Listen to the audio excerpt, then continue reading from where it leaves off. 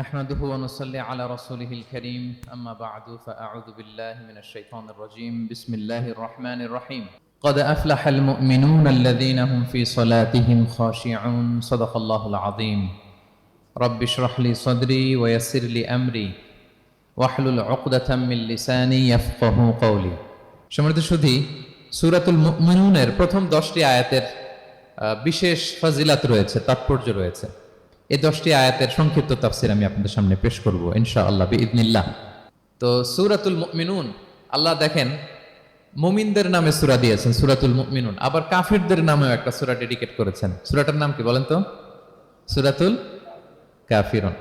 আবার মুমিনও না কাফিরও না, মাঝামাঝি আল মুনাফিকুন, তাদের নামে আল্লাহ একটা সূরা দিয়েছেন সূরাতুল মুনাফিকুন।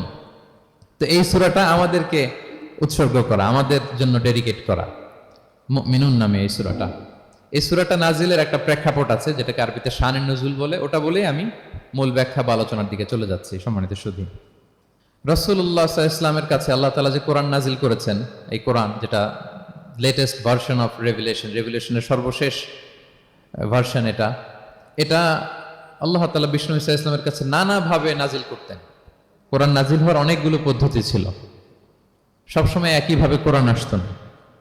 কখনো কখনো কোরআন আসতো মিসলা সলসালাতিল জারাস, আমরা ঘন্টা যখন বাজাই যে বিকট শব্দ হয়, এরকম বিকট আওয়াজে মাঝে মাঝে কোরআন নাজিল হতো।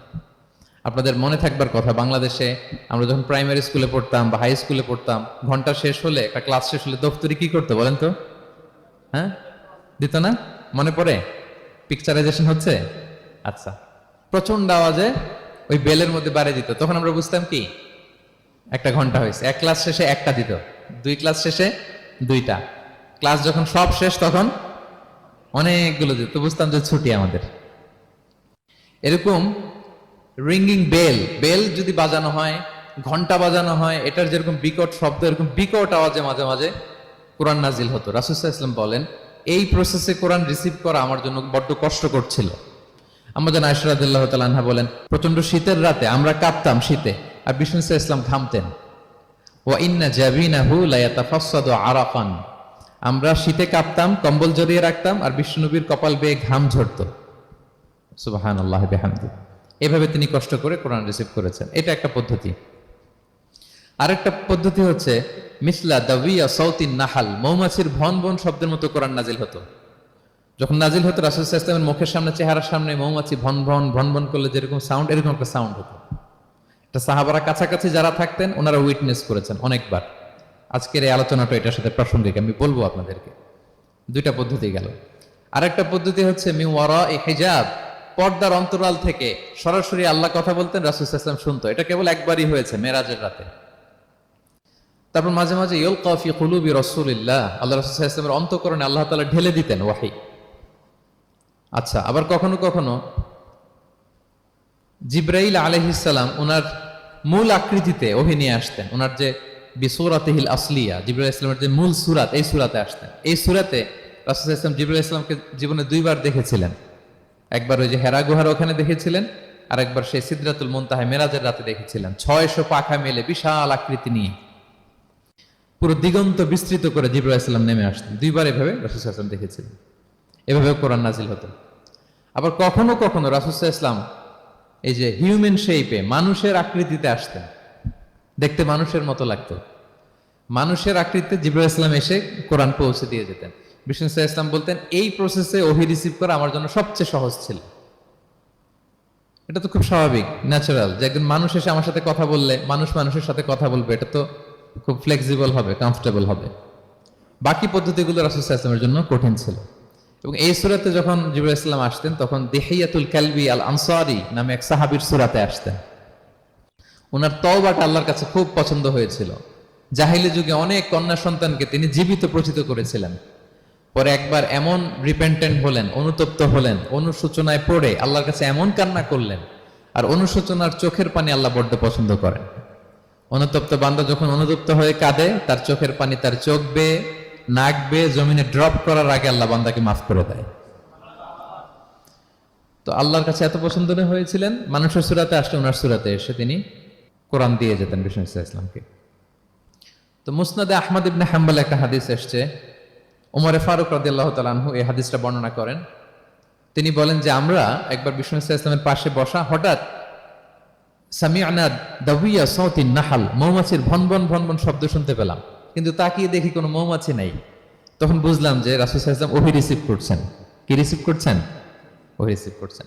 ঠিকই রাসূল সাল্লাল্লাহু আলাইহি ওয়াসাল্লাম কিবলামুখী হলেন, ফাস্তাকবালাল কিবলা। অনেকক্ষণ তিনি চুপ করে গম্ভীর হয়ে বসে থাকলেন, ওহী রিসিভ করলেন। এরপর সাহাবাদের দিকে তাকিয়ে উনি হেসে দিলেন, হেসে বললেন, এইমাত্র সূরাতুল মুমিনুনের প্রথম 10টা আয়াত আমার উপর নাজিল হয়েছে, এবং এই 10টা আয়াতে মুমিনদের 7টা বিশেষ বৈশিষ্ট্যের কথা বলা হয়েছে। মান আকামা হুন্না দাখালাল জান্নাহ, যেই 7টা বৈশিষ্ট্য নিজের মধ্যে ধারণ করবে সে আল্লাহর জান্নাতের ওয়ারিস হয়ে যাবে।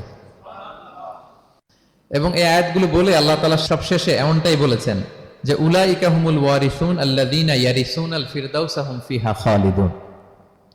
যারা এই 7টা বৈশিষ্ট্য নিজের মধ্যে ধারণ করবে তারা জান্নাতুল ফিরদাউসের ওয়ারিস হয়ে যাবে, উত্তরাধিকার হয়ে যাবে। ওয়ারিস বুঝেন তো না? ওয়ারিস, ওয়ারিস মানে হচ্ছে আপনি বাবার কাছ থেকে ইনহেরিটেন্স হিসেবে যেটা পেলেন।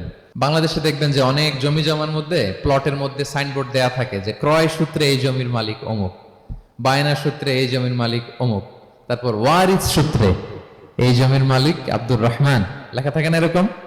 ওয়ারিস সূত্রে মানে এটা উনি কিনে নাই, এটা ওনার কার কাছ থেকে? বাবার কাছ থেকে পেয়েছেন, উত্তরাধিকার সূত্রে পেয়েছেন। তো দেখেন আল্লাহ তাআলা এই শব্দটাই, লিটারালি এই শব্দটাই ব্যবহার করেছেন যে আল্লাযীনা ইয়ারিফুনাল ফিরদাউসা হুম ফিহা খালিদুন। বিশ্বাসীরা যদি এই 7টা গুণ নিজের মধ্যে ধারণ করে তাহলে বাবার সম্পদে সন্তানের যেমনি ভাগ থাকে সে ওয়ারিস হয়, আমার এই উম্মতেরা, আল্লাহর এই বান্দারা জান্নাতুল ফিরদাউসের ওয়ারিস হয়ে যাবে। তো বলেন আমরা জান্নাতুল ফিরদাউসের ওয়ারিস হতে চাই কি চাই না? চাই, সবাই চাই। হ্যাঁ বলেন বলেন, চাই তো? ইনশাআল্লাহ ইনশাআল্লাহ, আল্লাহুম্মা জাআলনা মিনহুম। তো আমরা তাহলে শুনি আল্লাহ তাআলা কি বৈশিষ্ট্যের কথা বললেন যেগুলো ধারণ করলে আমরা জান্নাতুল ফিরদাউসের ওয়ারিস হব। আম্মাজান আয়েশা রাদিয়াল্লাহু তাআলা আনহাকে সাহাবারা জিজ্ঞেস করতেন যে আম্মাজান কাইফা কানা খুলুকু রাসূলিল্লাহ, আল্লাহ রাসূল সাল্লাল্লাহু আলাইহি ওয়াসাল্লামের আচরণ কেমন ছিল? তিনি বলতেন কানা খুলুকুহু আল কোরআন, রাসূল সাল্লাল্লাহু আলাইহি ওয়াসাল্লামের আচরণ ছিল কোরআনের মতো আচরণ। উম্মে সালামা রাদিয়াল্লাহু তাআলা আনহা, আমাদের আরেক আম্মাজান, ওনাকে জিজ্ঞেস করা হলে উনি বলতেন রাসূল সাল্লাল্লাহু আলাইহি ওয়াসাল্লাম যখন রাস্তা দিয়ে হেঁটে যেতেন কাআন্নাল কুরআনা ইয়ামশি আলাল আরদ, মনে হতো লিভিং কোরআনটা রাস্তা দিয়ে হেঁটে যাচ্ছে। তো সাহাবারা যখন আরো ইন ডিটেইল জানতে চাইলেন তখন আম্মাজান আয়েশা বললেন তোমরা সূরা মুমিনুনের প্রথম 10 আয়াত পড়ো, এই 10 আয়াতে যা যা আল্লাহ বলেছেন এটাই ছিল খুলুকু রাসূলিল্লাহ, এটাই ছিল বিশ্বনবীর আচরণ। তো আসুন আমরা দেখি রাসূল সাল্লাল্লাহু আলাইহি ওয়াসাল্লামের আচরণ কেমন ছিল এবং কোন বৈশিষ্ট্যগুলো থাকলে আল্লাহ তাআলা আমাদেরকে জান্নাত দিয়ে ধন্য করবেন। সূরাতুল মুমিনুনটা আল্লাহ তাআলা শুরু করছেন ক্বাদ আফলাহাল মুমিনুন আল্লাযীনা হুম ফি সালাতিহিম খাশিউন, অর্থাৎ সফল হয়েছে তারা, ঈমান এনেছে যারা। প্রথম আয়াতের অর্থ হচ্ছে ক্বাদ আফলাহাল মুমিনুন, বিশ্বাসীরাই সফল হয়েছে। আল্লাহ তাআলা সফলতার মানদণ্ড এখানে ফিক্স করেছেন, ক্রাইটেরিয়া ফিক্স করেছেন ঈমান, বিশ্বাস, যেটা সবচাইতে দামি। সবচাইতে দামি কি? ঈমান, সবার উপরে ঈমান। এজন্য যারা ঈমান এনেছে আল্লাহর উপর, যারা বিশ্বাস স্থাপন করেছে তারাই সফল হয়েছে। তো এই বিশ্বাসীদের কিছু গুণাবলী থাকতে হবে, কিছু ফিচার থাকতে হবে, তবেই তারা জান্নাতের ওয়ারিস হবে। সেগুলো কি আল্লাহ শুরু করছেন। আল্লাহ বললেন প্রথম বৈশিষ্ট্য হচ্ছে আল্লাযীনা হুম ফি সালাতিহিম খাশিউন। 7টা বৈশিষ্ট্যের প্রথমটা বলতেছি, যারা সফল হয়েছে বিশ্বাসীরা, ওই বিশ্বাসীরা যারা তাদের সালাতে বিনয়াবনত থাকে, বিনম্র থাকে। সালাত যখন আদায় করে তারা খুশু খুদুর সাথে সালাত আদায় করে, এটা হচ্ছে প্রথম বৈশিষ্ট্য। বিনয়ের সাথে। খুশু খুদু মানে হচ্ছে অন্তরের একাগ্রতা এবং অঙ্গ প্রত্যঙ্গের একাগ্রতা। খুব সহজে আপনার অন্তরটাও থাকবে, এখানে আল্লাহর ভয় থাকবে, একাগ্র চিত্তে আপনি আল্লাহকে স্মরণ করবেন, আবার অঙ্গ প্রত্যঙ্গগুলো ঠিক থাকবে, এগুলো নড়াচড়া করবে না। আমরা অনেকে সালাতে দাঁড়ালে খুব বেশি নড়াচড়া করি, সালাতে কিন্তু খুব বেশি মুভমেন্ট করা যায় না, এটা নিষেধ। খুব জরুরি প্রয়োজন ছাড়া মুভমেন্ট করা নিষেধ। আল্লাহ বলেন আল্লাযীনা হুম ফি সালাতিহিম খাশিউন, প্রথম বৈশিষ্ট্য হচ্ছে যারা তাদের সালাতে বিনয়াবনত থাকবে, একাগ্র চিত্তে সালাত আদায় করবে। এতটা একাগ্র চিত্তে তারা অন্তরের মধ্যে এই উপলব্ধি ধারণ করবে যে আমি যে ইবাদত করছি এটা আল্লাহ দেখছেন, Allah is watching me, Allah is observing me, আল্লাহ তাআলা সরাসরি দেখছেন। এবং রাসূল সাল্লাল্লাহু আলাইহি ওয়াসাল্লাম এটাই বলেছেন যে আনতা আবুদাল্লাহ কাআন্নাকা তারাহু ফাইন লাম তাকুন তারাহু ফাইন্নাহু ইয়ারাক, এমন ভাবে ইবাদত করো মনে করো যে তুমি আল্লাহকে দেখছো।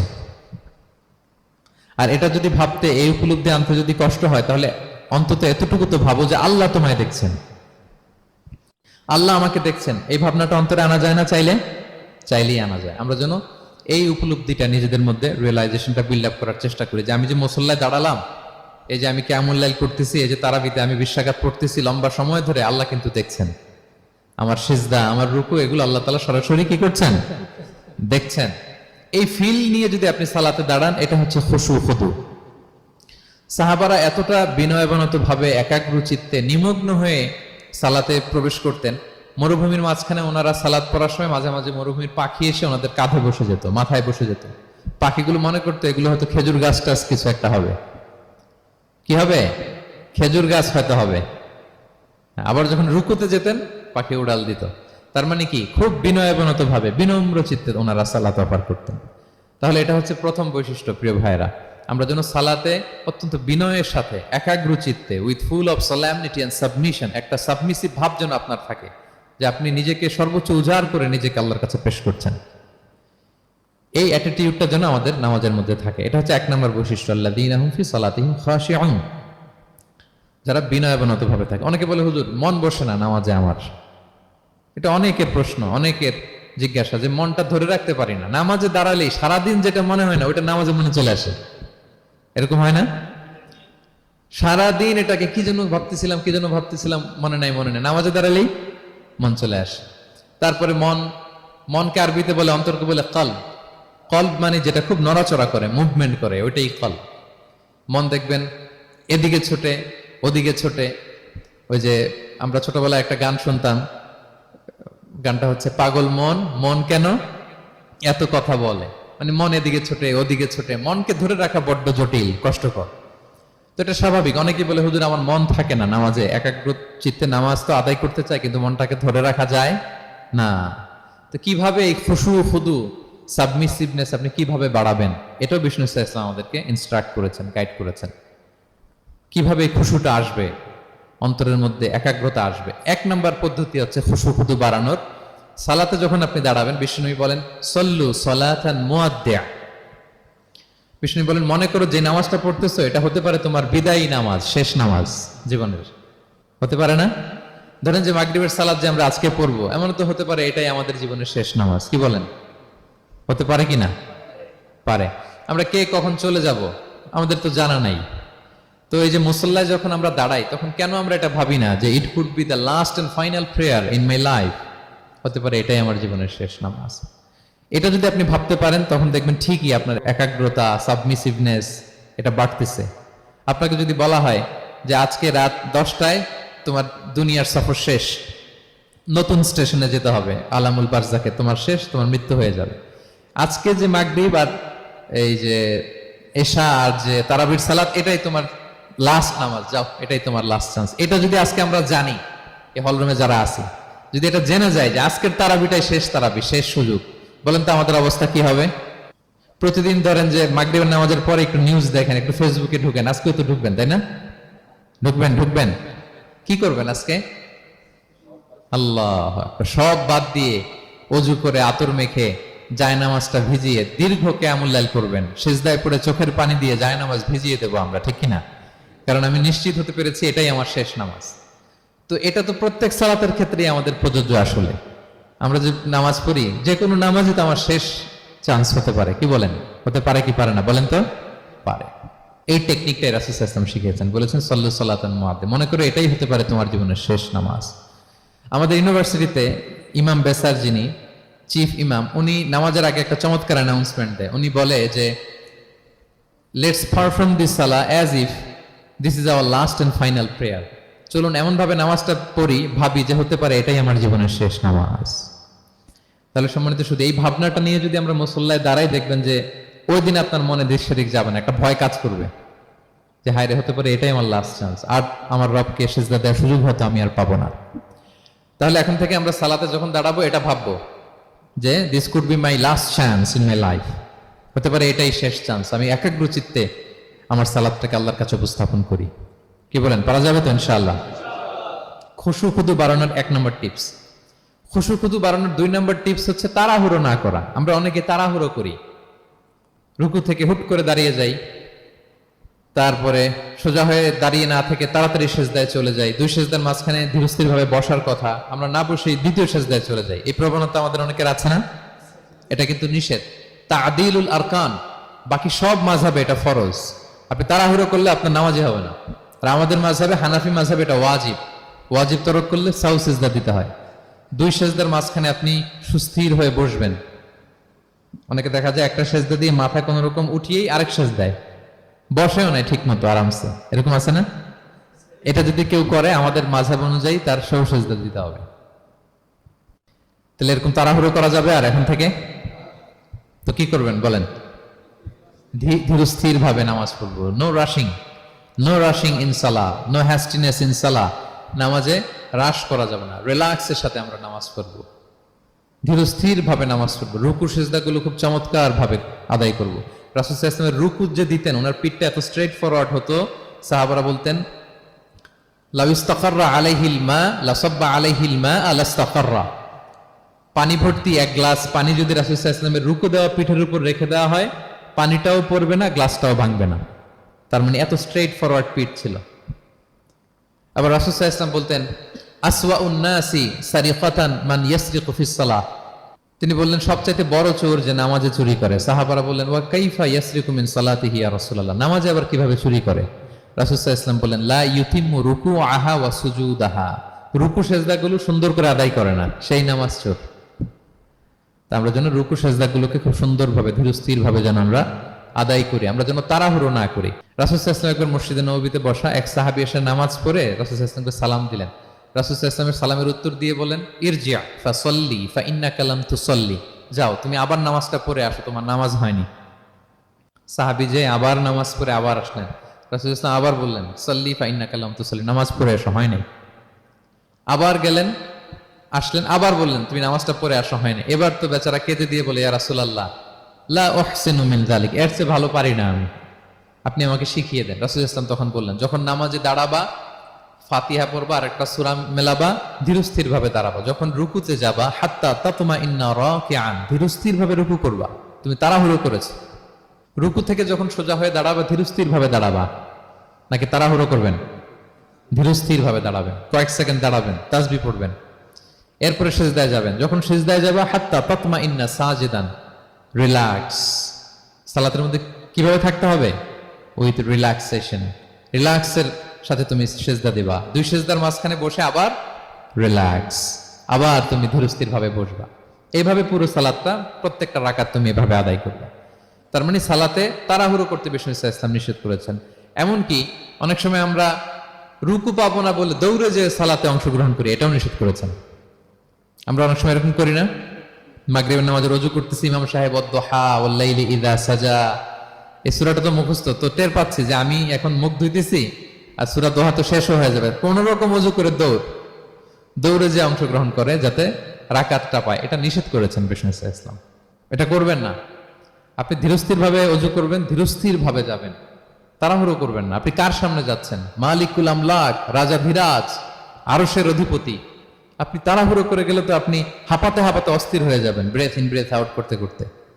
ধীরস্থির ভাবে যাবেন, অংশগ্রহণ করবেন। রাসূল সাল্লাল্লাহু আলাইহি ওয়াসাল্লাম বলেন ইদা উকিমাতিস সালাতু ফালা তা'তুহা তাসআউন, নামাজ শুরু হয়ে গেলে দৌড়ে দৌড়ে যে অংশগ্রহণ করবে না। আলাইকুম বিসাকিনা, ধীরস্থির ভাবে যে অংশগ্রহণ করবে। ফামা আদরাকতুম ফাসাল্লু, ধীরস্থির ভাবে যে যতটুকু পাও অতটুকুই পড়ো। ওমা ফাতাকুম ফাআতিমু, যেটা ছুটে যায় নিজে পরে দাঁড়িয়ে আদায় করে নাও। সুবহানাল্লাহি ওয়া বিহামদিহি, কত সহজ করে দিয়েছেন। তাহলে সালাতে তাড়াহুড়ো করা যাবে? প্রিয় ভাইরা বলেন তো, তাড়াহুড়ো করা যাবে আর আজকে থেকে? না, আমরা তাড়াহুড়ো করবো না, আমরা ধীরস্থির ভাবে যে সালাতে অংশগ্রহণ করবো, তাহলে আপনার খুশু বাড়বে। দুইটা টিপস গেল। 3 নাম্বার হচ্ছে জামাতে সালাত আদায় করতে হবে, তাহলে আপনার একাগ্রতা বাড়বে। সালাতুল জামাআতি তাফদুলু সালাতাল ফাযি বি27 দারাজা, একাকী নামাজ পড়লে যে সওয়াব, জামাতে পড়লে 27 গুণ বেশি সওয়াব। জামাতে পড়বেন। রাসূল সাল্লাল্লাহু আলাইহি ওয়াসাল্লাম সবসময় জামাতে সালাত পড়তেন। ইন্তেকালের আগেও এই সালাতের ব্যাপারে তিনি আমাদেরকে ওসিয়ত করেছেন, বলেছেন আসসালাতু আসসালাত ওয়া মা মালাকাত আইমানুকুম। ইন্তেকালের আগ মুহূর্ত, এখনই রূহ কবজ হবে, এর আগে উনি কি বলেছেন? সালাত, উম্মতেরা সালাত, নামাজ যেন নষ্ট না হয়। উমর ফারুক রাদিয়াল্লাহু তাআলা আনহুর সময়ে একজন অগ্নি উপাসক ছিল, তার নাম আবু লুলু আল মাজুসি। উনি মুগীরা ইবনে শুআবা রাদিয়াল্লাহু তাআলা আনহু নামে এক সাহাবীর দাস ছিলেন, মুকাতাব দাস। কন্ট্রাক্ট ছিল যে এত টাকা দিলে তাকে আজাদ করা হবে। তো এই অগ্নি উপাসক মাজুসি এসে ওমর ফারুককে বলে, খলিফাতুল মুসলিমিন, আমার মালিক সাহাবী মুগীরা আমার কাছে প্রতিদিন অনেক টাকা চার্জ করে। উনি বললেন, তাই নাকি? কত চার্জ করে? বলে যে এত চার্জ করে। তো বলতেছে, আচ্ছা তুমি তাহলে কি কাজ করো, কি কাজ জানো? বলে যে আমি খঞ্জর বানাতে জানি, ছুরি, ছোট ছুরি আর কি। বলতেছে, ওরে আল্লাহ, যারা খঞ্জর বানাতে জানে তারা তো অনেক টাকা মেক করে, সেই হিসাবে তো মুগীরা বেশি চার্জ করে না, অল্পই চার্জ করছে। সে ইনসাফপূর্ণ চার্জই করেছে। কিন্তু এই আবু লুলু আল মাজুসির এই কথাটা পছন্দ হয় না, সে রাগান্বিত হয়ে গেল, হয়ে বলে, ওমর, সবার ক্ষেত্রে তুমি নরম আর আমাকে তুমি কঠিন নিয়ম শেখাও না, দাঁড়াও তোমাকে আমি দেখাচ্ছি। মনে মনে বলতেছে এটা। রেগে মেগে সে বাড়িতে এসে আজকে একটা খঞ্জর বানাইছে, দুই মুখো খঞ্জর, ওয়া মাকবাদাতুহু ফি ওয়াসাতি, এটার হ্যান্ডেলটা মিডলে, এদিকেও মাথা ওদিকেও মাথা, এটা ধার করে প্রতিদিন 20 মাখায় এটাতে। আর মনে মনে বলে, ওমর দাঁড়াও তোমাকে আজকে আমি দেখাবো। তো ওমর ফারুককে আল্লাহ তাআলা স্বপ্নে দেখিয়েছেন যে একটা লাল মোরগ ওনাকে 3টা ঠোকর মেরেছে।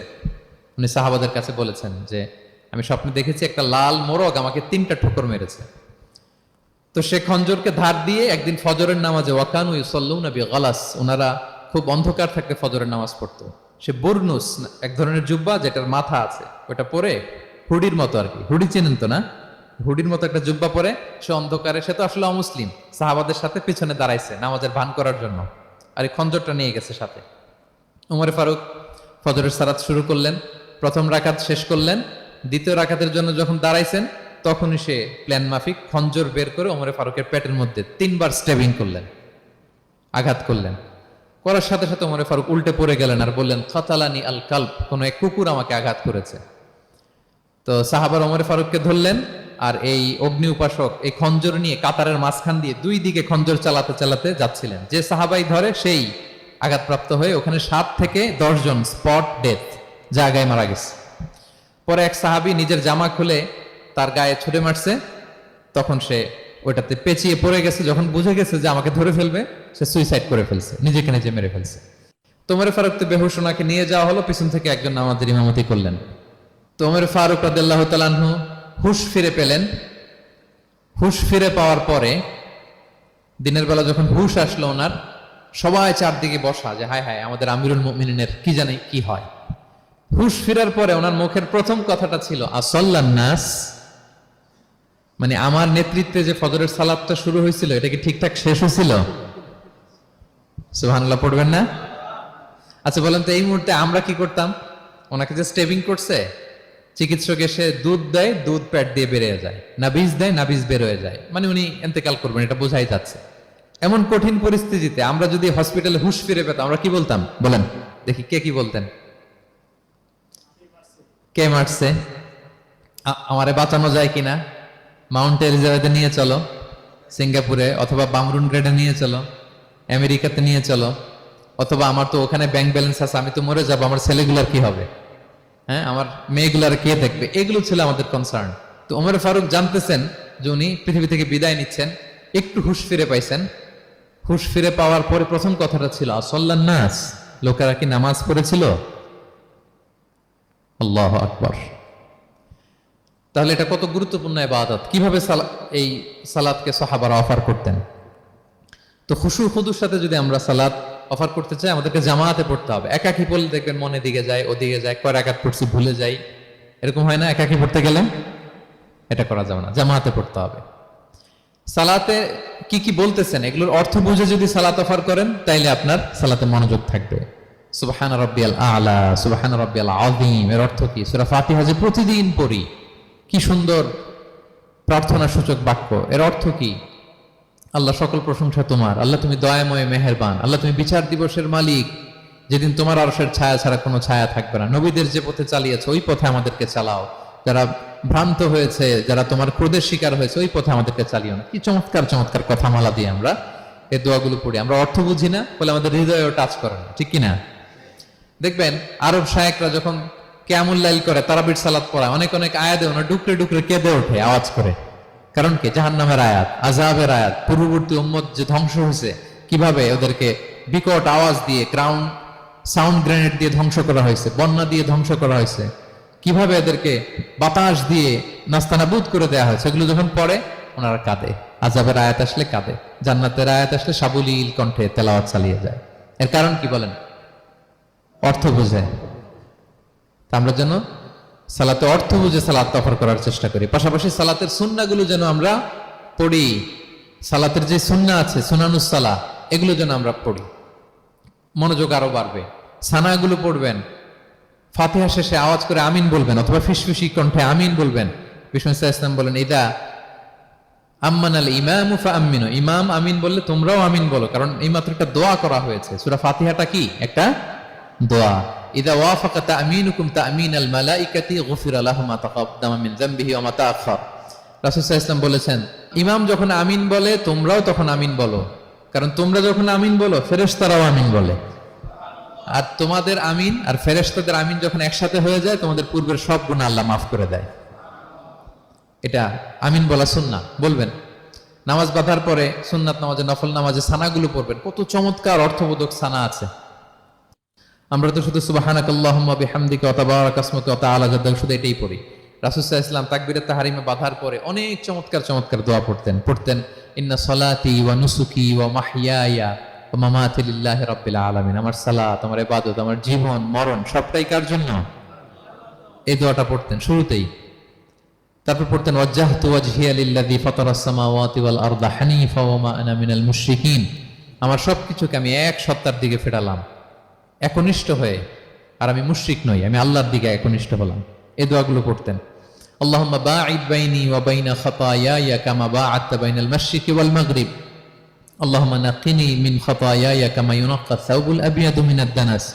আল্লাহুম্মা ইগসিল খাতায়ায়া বিল মাই ওয়াস সালজি ওয়াল বারাদ। এগুলো সানা, এগুলো যে সানা আমরা জানিই না। সানা মানে হচ্ছে প্রশংসা সূচক কথা। আমরা শুধু সুবহানাকাল্লাহুম্মা বিহামদিকা এতটুকুই পড়ি।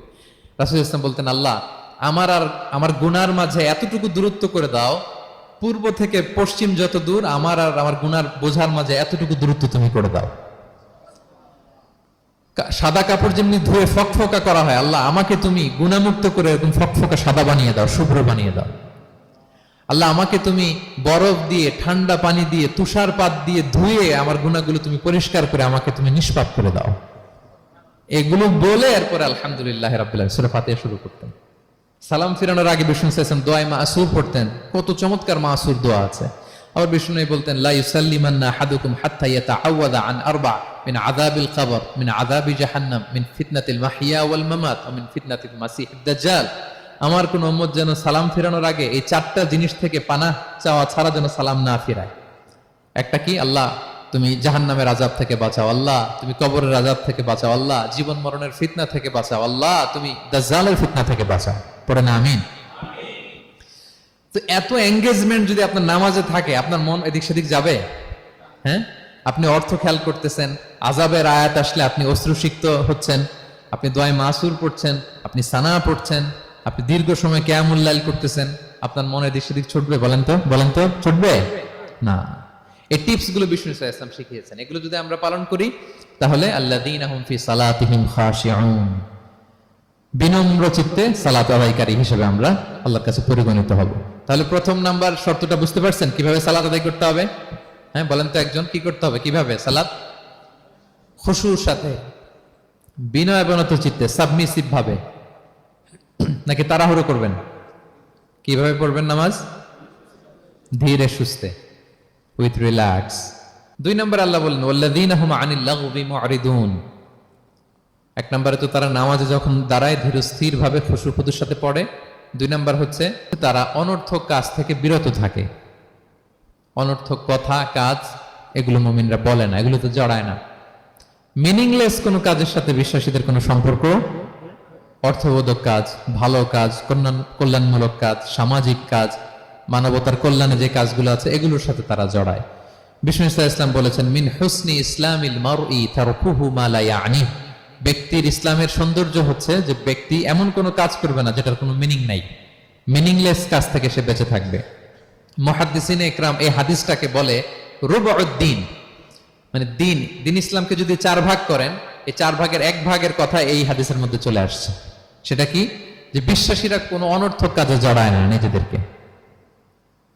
অনর্থক কাজ, কথাবার্তা, অপ্রয়োজনীয় আড্ডা, অপ্রয়োজনীয় খুশগল্প, অন্যকে নিয়ে সমালোচনা, অন্যের গীবত, শেকায়াত, ওর এই সমস্যা, ওর এই সমস্যা, চায়ের আড্ডাতে আমরা এরকম সমালোচনার ঝড় তুলি, ঠিক কিনা বলেন, ঠিক কিনা?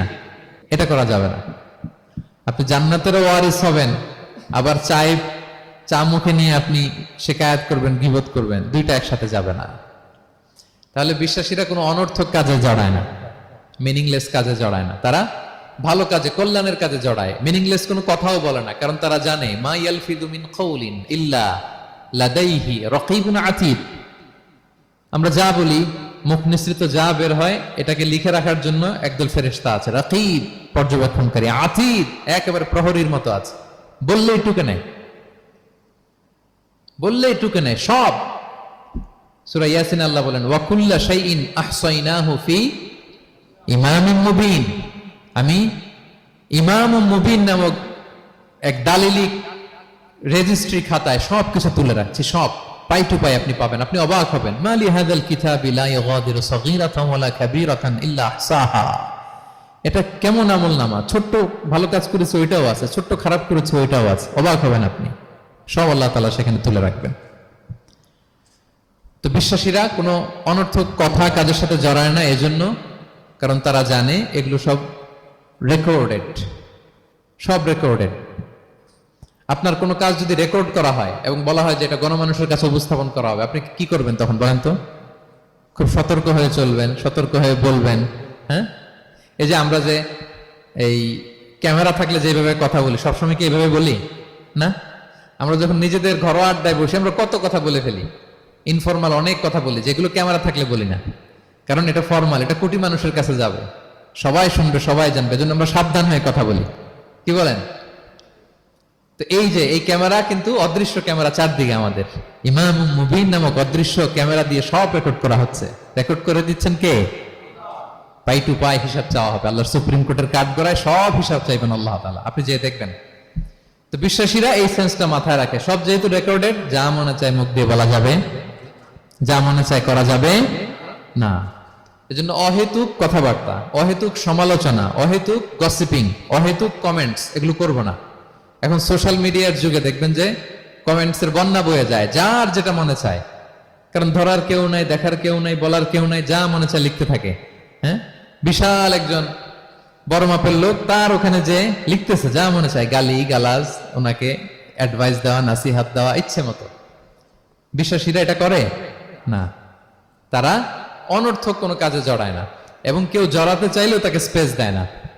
একদল আছে দেখবেন যে আপনি আজে বাজে কাজে জড়ান না, এটা আবার অনেকের ভালো লাগে না, তো তারা এসে আপনাকে জড়াতে যাবে, তর্ক করবে, আপনার সাথে ডিবেট করবে, পায়ে পাড়া দিয়ে ঝগড়া করবে, এরকম আছে না নাই? আপনার কমেন্ট বক্সে এসে দেখবেন যে গালি দিবে, হ্যাঁ, ট্যাগিং করবে, পোক করবে, মানে আপনাকে অস্থির বানাতে চাইবে। আপনি কি করবেন? আপনিও আরেকটা গালি দিয়ে দিবেন কমেন্টসে, আপনারও তো স্বাধীনতা আছে নাকি? আপনি দিবেন গালি, কি করবেন? সালাম দিবেন। কি দিবেন? ওয়া ইযা খাতাবাহুমুল জাহিলুনা ক্বালু সালামা। সূরা ফুরকানে আল্লাহ বলেছেন যে মূর্খরা যখন অনর্থক তর্ক করতে আসতে চায়, বিশ্বাসীরা তাদের সাথে ওই ফাঁদে তারা পা দেয় না, তারা কি করে? সালাম দিয়ে কেটে পড়ে। তাহলে পায়ে পাড়া দিয়ে যদি কেউ এখন থেকে ঝগড়া করতে চায় আমাদের সাথে, আমরা কি করব? সালাম দিয়ে ওখান থেকে কেটে পড়ব। তাহলে বিশ্বাসীদের 2 নম্বর বৈশিষ্ট্য, ওয়াল্লাযীনা হুম আনিল লাগবি মুআরিদুন, বিশ্বাসীরা অনর্থক কাজে জড়ায় না। 3 নম্বর হচ্ছে ওয়াল্লাযীনা হুম লিযাকাতি ফাঈলুন, বিশ্বাসীরা তাদেরকে যদি আল্লাহ তাআলা ধন সম্পদ দিয়ে সমৃদ্ধশালী করে, তারা যাকাত দেয়। কি দেয়? আপনারা যাকাত দেন তো নাকি? দেখে তো মনে হচ্ছে সবাই ব্যবসায়ী, হ্যাঁ, চেহারা দেখে মনে হচ্ছে মাশাআল্লাহ অনেক সম্পদের মালিক। যাকাত দিতে হবে। আমরা যে যাকাত দেই, এটা কি আমরা করুণা করি? বলেন তো না। যাকাত হচ্ছে গরিবের হক। ওয়াফি আমওয়ালিহিম হাক্কুন লিসাইলি ওয়াল মাহরুম, আল্লাহ বলে ধনীদের সম্পদে গরিবদের অধিকার আছে। তারপর যখন কারো অধিকার দিলেন, আপনি কি তার প্রতি করুণা করলেন? হ্যাঁ,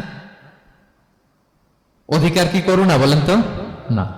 আপনার সম্পদে গরিবের অধিকার, আপনি করুণা করেন নাই, বরং আপনার থেকে যাকাত নিয়ে ওই গরিব আপনাকে করুণা করে গেছে। কারণ জাকাত নেয়া তার জন্য আবশ্যক না, আপনার দেয়া আবশ্যক। ও যদি বলে আমি জাকাত নিব না, তো আপনি কারে দিবেন? ও জাকাত গ্রহণ করে আপনাকে বাঁচালো, তাহলে credit goes to them, thanks goes to them. ইসলাম চায় এই যে অর্থনৈতিক তারল্য, এটা সমাজে সবার কাছে থাক। এক পাশে গাছতলা, আরেক পাশে পাঁচতলা, এরকম বিভাজন ইসলাম চায় না। ইসলাম চায় সবার হাতে টাকা পয়সা থাক। কাইলা ইয়াকুনা দুলাতান বাইনাল আগনিয়া মিনকুম, টাকা পয়সা যেন শুধু ধনীদের মধ্যে সার্কুলেট না হয়, সবার কাছে যেন যায়। এজন্য আল্লাহ বলেন তোমাদের সম্পদে গরিবের অধিকার আছে। এটা করুণা না, এটা অধিকার। আর যদি এই ফরজ ইবাদত আপনি আদায় না করেন, আল্লাহ বলেন কঠিন শাস্তি তোমাদের জন্য অপেক্ষা করছে। আল্লাযীনা ইয়াকনিজুনা আয-যাহাবা ওয়াল ফিদ্দাতা ওয়া লা ইউনফিকুনহা ফি সাবিলিল্লাহ ফাবাশশিরহুম বিআযাবিন আলীম। স্বর্ণ জমায়, রূপা জমায়, ব্যাংক ব্যালেন্স, যাকাত দেয় না, তাদের জন্য কঠিন আযাব, কঠিন আযাবের সুসংবাদ দিয়েছেন আল্লাহ। দুঃসংবাদ না, সুসংবাদ। মানে হেয় করে, তুচ্ছ করে আল্লাহ তাআলা বলেছেন। ছেলে ইংরেজি পরীক্ষায় ফেল করছে, মা বলে ফেল করছে না, পড়াশোনা তো নাই, তোমার বাবা আসুক, এমন মাইট দিবে, মাইট দিলে মজা টের পাবা। আচ্ছা বলেন তো, মাইট দিলে কি মজা লাগে না ব্যথা লাগে? কিন্তু মা কি বলছে? মজা টের পাবা। মানে ওরে তুচ্ছ করে, তাচ্ছিল্য করে বলছে, মায়ের তীব্রতা বোঝানোর জন্য বলছে যে এমন মাইট দিবে, টের পাবা, দাঁড়াও, তোমার বাবা আসুক আজকে ঘরে। আল্লাহ ওইটাই বললেন। এই সম্পদগুলোকে লোহার খুন্তি বানিয়ে জাহান্নামের আগুনে পোড়ানো হবে। 3 জায়গায় সাকা দেওয়া হবে। তুকুয়া বিহা জিবাহুহুম, কপালে, পাজরে, পিঠে। আর বলা হবে হাযা মা কানাস্তুম, এগুলো তুমি জমায় রাখছিলে, দাও নাই মানুষকে। Bank balance, FDR, fixed deposit, price bond, এটা সেটা দাও নাই তুমি। আর হাদিসে এসেছে সোজা আন আকরা, টেকো সাপ হবে, মোস্ট ভেনোমাস স্নেক। সাপের মাথায় কিন্তু চুল গজায়, জানেন? সাপের মাথায় পশম আছে, কিন্তু যেই সাপের যেটা বেশি বিষাক্ত, এটার মাথায় পশমও থাকে না বিষের কারণে। এরকম সাপ, ওই সম্পদগুলো সাপ হয়ে ছোবল মারবে আর বলবে আনা মালুক, আমি তোমার প্রাইস বন্ড, আমি তোমার ব্যাংক ব্যালেন্স, আমাকে খাওয়ার জন্য তো রাখছিল, আজকে উপভোগ করো। আল্লাহু আকবার। আল্লাহ আমাদেরকে হেফাজত করুক। সো যাদের সম্পদ আছে আমরা যেন জাকাত দেই, হিসেব করে করে যেন দেই। আপনাদের স্ত্রীদের যাদের অর্নামেন্টস, জুয়েলারি আছে, তারা যেন তাদের সম্পদের জাকাত দেয়। 25 গ্রাম যদি সোনা থাকে বা 595 গ্রাম যদি রূপা থাকে, অথবা এই পরিমাণ সম্পদ থাকে, ভাবিরাও জাকাত দিতে হবে। এটা ইন্ডিভিজুয়াল ইবাদত। আপনার জাকাত আপনার, ভাবির জাকাত ভাবির। আপনি চাইলে টাকা দিয়ে হেল্প করতে পারেন, কিন্তু ওনারও হিসাব করতে হবে, এবং এটা কম্পালসারি, দিতেই হবে, দিতেই হবে। তাহলে ওয়াল্লাযীনা হুম লিয-যাকাতি ফাঈলুন, 4 নাম্বার হচ্ছে তারা জাকাত দেয়। 5 নাম্বার, 6 নাম্বার আল্লাহ এক আয়াতে বলে ফেলেছেন, ওয়াল্লাযীনা হুম লিআমানাতিহিম ওয়া আহদিহিম রাউন। বিশ্বাসীরা আমানতের হেফাজত করে আর কথা দিলে কথা রাখে। 5 নাম্বার হচ্ছে আমানতের খেয়ানত করে না বিশ্বাসীরা, কারণ আমানতের খেয়ানত করে এটা মুনাফিকের আলামত। ইযা তুমিনা খানা, বিষ্ণু বললেন মুনাফিকদের বৈশিষ্ট্য হচ্ছে ওদের কাছে আমানত রাখলে ওটা আর পাওয়া যায় না পরে। এমন লোক আছে না সমাজে, আমানত রাখলে আর পাওয়া যায় না। তারা কি মুমিন না মুনাফিক বলেন তো? ইন্নাল্লাহা ইয়া'মুরুকুম আন তুআদ্দুল আমানাতি ইলা আহলিহা, আল্লাহ বলেছেন যার আমানত তাকে বুঝিয়ে দাও। বিষ্ণু ঈসা ইসলামকে মক্কার লোকেরা 2টা উপাধি দিয়েছিল, এক হচ্ছে আস-সাদিক, 2 হচ্ছে আল আমিন। সাদিক মানে সত্যবাদী। কারা দিয়েছিল? ঘোর শত্রুরা, অপোজিশন পার্টি, তারা উপাধি দিয়েছে। একটা হচ্ছে সাদিক মানে কি, আরেকটা হচ্ছে আল আমিন, বিশ্বস্ত। এতটা বিশ্বস্ত যে বিষ্ণু ঈসা ইসলাম মক্কা থেকে মদিনায় যেদিন হিজরত করতে যাবেন, আমানতের জিনিসগুলো উনি আলী রাদিয়াল্লাহু তাআলা আনহুর কাছে রেখে গিয়েছিলেন। এত এত আমানতের সম্পদ ওনার ঘরে ছিল। এই ডিপোজিট বুঝিয়ে দিতে আলী রাদিয়াল্লাহু তাআলা আনহুর টানা 3 দিন সময় লেগেছে, মক্কাবাসীদের আমানত বুঝিয়ে দিতে। সো যার আমানতদারিতা নাই তার ঈমান নাই। বিষ্ণু বলেছেন লা ঈমানা লিমান লা আমানাতা লা, যার আমানতদারিতা নাই ওর ঈমানই নাই। এবং আমানত ধ্বংস হয় এটা কিয়ামতের আলামত। ইযা দুইয়াতিল আমানাতু ফান্তাযিরিস সাআ, যখন আমানত নষ্ট হবে তোমরা কিয়ামতের অপেক্ষা করো। এখন বলেন তো আমাদের সমাজে আমানতের কি অবস্থা? খুবই খারাপ। আল্লাহু আকবার। আমানতটা কিন্তু এই যে এই ভাই আমাকে 2000 রিঙ্গিট রেখে বলছে আগামী মাসে এটা আমি নিব, একটু রাখেন, শুধু এইটাই আমানত না। আল্লাহ আপনাকে যে পুরো সম্পদ দিয়েছেন এটা আমানত। আপনার ব্যবসা প্রতিষ্ঠান এটা আল্লাহর দেয়া আপনার কাছে আমানত। আপনার ছেলে আছে, মেয়ে আছে, স্ত্রী, তারা আল্লাহর দেয়া আমানত আপনার কাছে। আপনার নেম, আপনার ফেম, আপনার পাওয়ার, আপনার নলেজ, এগুলো আল্লাহর দেয়া আমানত। আপনি দেশের প্রধানমন্ত্রী, পুরো দেশটা আপনার কাছে আমানত, ঠিক কিনা? এই আমানতের ব্যাপারে জিজ্ঞেস করা হবে। বিশ্বাসীদের বৈশিষ্ট্য, তারা আমানতকে হেফাজত করে, আমানত রক্ষা করে, আমানতের খেয়ানত তারা কোশ্চিনকালেও করে না। 6 নম্বর হচ্ছে ওয়া আহদিহিম রাউন, বিশ্বাসীরা কথা দিলে কথা রাখে, তারা ওয়াদার খেলাফ করে না। ওয়াদার খেলাফ করাও কিন্তু মুনাফিকের আলামত। ওয়া ইদা ওয়াদা আখলাফা, ওয়াদা দিলেই মুনাফিকরা এটা খেয়ানত করে, তারা কথা দিয়ে কথা রাখে না। এবং আপনি কাউকে কথা দিয়ে যদি না রাখেন, এরকম প্রত্যেকটা প্রমিস, কমিটমেন্টের ব্যাপারে আপনি জিজ্ঞাসিত হবেন। আল্লাহ বলেন ওয়া আউফু বিল আহদি ইন্নাল আহদা কানা মাসউলা। কথা দিলে কথা রাখো, ছেলে মেয়েদের কথা দিলে কথা রাখবেন, বন্ধু বান্ধবদেরকে কথা দিলে কথা রাখবেন, স্ত্রীকে কথা দিলে কথা রাখবেন। প্রমিস দিলে এটা রাখতে হবে, কারণ এর ব্যাপারে জিজ্ঞেস করা হবে। নবীদের মধ্যে ইসমাঈল আলাইহিস সালাম ওয়াদা রক্ষার ব্যাপারে খুব বেশি সোচ্চার ছিলেন। সব নবীরাই ছিলেন, উনি বেশি সোচ্চার। এজন্য আল্লাহ বলেন ওয়াজকুর ফিল কিতাবি ইসমাঈল ইন্নাহু কানা সাদিকাল ওয়াদি ওয়া কানা রাসূলান নাবিয়্যা। উনি ছিলেন সাদিকাল ওয়াদ, প্রতিশ্রুতি রাখতেন। এক লোকের সাথে ওনার কথা হলো যে আগামীকাল বিকেলে ওনারা দেখা করবেন।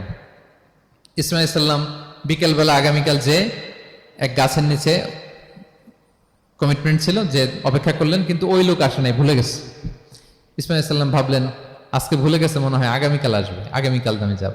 এরপরের দিন আল্লাহ নবী ইসমাইল যে ওই লোকের জন্য ওখানে হাজির, কিন্তু ওই লোক ওই দিনও আসে নাই।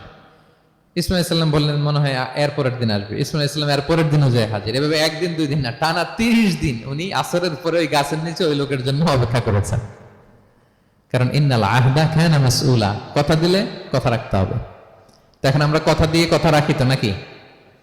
রাখেন রাখেন, সবাই বলেন এই চেষ্টা করতে হবে, রাইট? কথা দিলে আমরা যেন কথা রাখি। সব শেষে 7 নম্বর আল্লাহ বললেন ওয়াল্লাযীনা হুম আলা সালাওয়াতিহিম ইউহাফিজুন, বিশ্বাসীরা তাদের সালাত হেফাজত করে। একটু খেয়াল করে দেখেন, 7টা গুণের প্রথমটাও কি নিয়ে? সালাত নিয়ে, আবার শেষটাও। তার মানে কি বোঝা গেল? এটা বেশি গুরুত্বপূর্ণ না কম গুরুত্বপূর্ণ? সব নষ্ট হতে পারে, মুমিনের নামাজ নষ্ট হতে পারে, নামাজকে হেফাজত করতে হবে। হাফিজু আলা সালাওয়াত, আল্লাহ বললেন তোমাদের নামাজগুলোকে তোমরা হেফাজত করো। আগের যুগের উম্মতেরা সিনাগোগে না গেলে ইবাদত করতে পারতো না, চার্চে না গেলে ইবাদত করতে পারতো না, কিন্তু আমরা মসজিদেও নামাজ পড়তে পারি, বাইরেও পড়তে পারি। 5টা বিশেষ বৈশিষ্ট্য আল্লাহ তাআলা বিষ্ণু ইসা ইসলামকে দিয়েছিলেন। এর মধ্যে একটা হচ্ছে জুইলাত লি আল আরদু কুল্লুহা মসজিদান ওয়া তাহুরা, আল্লাহ আমার জন্য পুরো জমিনটারে মসজিদ বানাই দিয়েছে। পুরো জমিন, আপনি ফ্লাই করতেছেন, বিমানে পড়তে পারবেন, আপনি সাগরে আছেন, জাহাজে পড়তে পারবেন, আপনি বিকেল বেলা মাঠে আছেন, অজু থাকলে আল্লাহু আকবার বলে দাঁড়ায় যাবেন, বন্ধুদেরকে নিয়ে যে কোনো জায়গায় নামাজ পড়া যায়, ঠিক কিনা? এই নামাজ নিয়ে কোনো এক্সকিউজ চলবে না। No excuse will be granted that day. দাঁড়িয়ে পড়তে পারেন না, বসে পড়তে হবে। বসে পারেন না তো শুয়ে পড়তে হবে। শুয়ে পারেন না তো ইশারায় পড়তে হবে। ওযুর জন্য পানি নাই তো তায়াম্মুম করে পড়তে হবে, ঠিক কিনা? হাফিজু আলাস সালাওয়াত, সালাতের ব্যাপারে সচেষ্ট হও, কারণ এটা প্রথম হিসেব চাইবেন আল্লাহ। আল্লাহ বলেন আউয়ালু মা ইউহাসাবু বিহিল আবদু ইয়াউমাল কিয়ামাতি আস-সালাহ, কিয়ামতের সর্বপ্রথম হিসেব হবে নামাজের। আওয়াজ করে বলেন কিসের? ফা ইন সালাহাত সালাহা সাইরু আমালি, নামাজের হিসেব যদি সহজ হয় সব সহজ, আর নামাজের হিসেব যদি গন্ডগোল হয় পুরো আমল নামায় গন্ডগোল লেগে যাবে। প্রিয় ভাইরা, তাই আমরা যেন সালাতের ব্যাপারে যত্নবান হই, আমরা যেন খুশু খুজুর সাথে সালাত পড়ি, আমরা যেন অনর্থক কথাবার্তা কাজ থেকে যেন বেঁচে থাকি। আল্লাহ যাদেরকে আমাদেরকে সম্পদ দান করেছেন, আমরা যেন ফরজ যাকাতটুকু আদায় করি, আমরা যেন আমানতের ব্যাপারে সাবধান হই, সচেতন হই, আমানতকে যেন রক্ষা করি, আমরা যেন কথা দিলে কথা রাখি, এবং যে কোনো মূল্যে আমরা যেন সালাতকে হেফাজত করি। আমাদের সব মিস হতে পারে। কাজকে আমরা বলবো যে নামাজ আছে, নামাজকে বলা যাবে না আমার কাজ আছে, ঠিক কিনা বলেন? আওয়াজ করে বলেন ঠিক কিনা? কাজকে কি বলবো আমরা? নাকি নামাজকে বলবেন আমার একটু কাজ আছে? না, আমরা যেন সালাতের ব্যাপারে যত্নশীল হই, সচেতন হই। এই যে 7টা গুণের কথা বললাম, যারা এটার উপর আমল করবে, যারা এটা নিজের মধ্যে ধারণ করবে, আল্লাহ বলেন উলাইকা হুমুল ওয়ারিসুন, এরা ওয়ারিস, আল্লাযীনা ইয়ারিসুনাল ফিরদাউসা হুম ফিহা খালিদুন, তারা জান্নাতুল ফিরদাউসের ওয়ারিস হয়ে যাবে। আমরা যেন এই ভালো গুণগুলো, এই বৈশিষ্ট্যগুলো, এই ফিচার্স গুলো যেন নিজেদের মধ্যে আত্মস্থ করতে পারি, এবং জান্নাতুল ফিরদাউসের ওয়ারিস যেন আমরা হতে পারি। আল্লাহ তাআলা আমাদের সবাইকে কথাগুলো বুঝার ও আমল করার তৌফিক দান করুক। হাযা মা ইনদি ওয়াল ইলমু ইনদাল্লাহি আলাইহি তাওয়াক্কালতু ওয়া ইলাইহি উনীব। আসসালামু আলাইকুম ওয়া রাহমাতুল্লাহি তাআলা ওয়া বারাকাতুহু।